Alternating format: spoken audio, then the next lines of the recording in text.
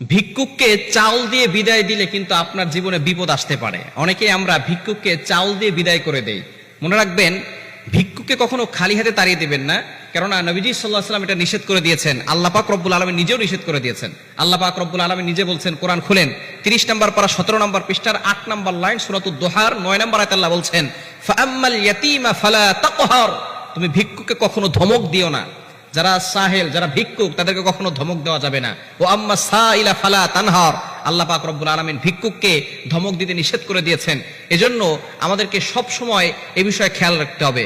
ফাআম্মাল ইয়াতীমা ফালা তাকহার ওয়া আম্মা সাইলা ফালা তানহার, আল্লাহ পাক রব্বুল আলামিন এতিম, অসহায়, মিসকিন, গরীব যারা আছে তাদেরকে তাড়িয়ে দিতে নিষেধ করেছেন।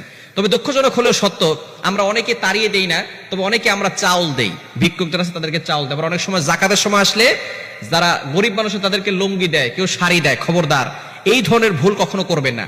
জাকাতের টাকা দিয়ে লুঙ্গি, শাড়ি কিনে দেওয়া, এটা কিন্তু ইসলাম সাপোর্ট করে না।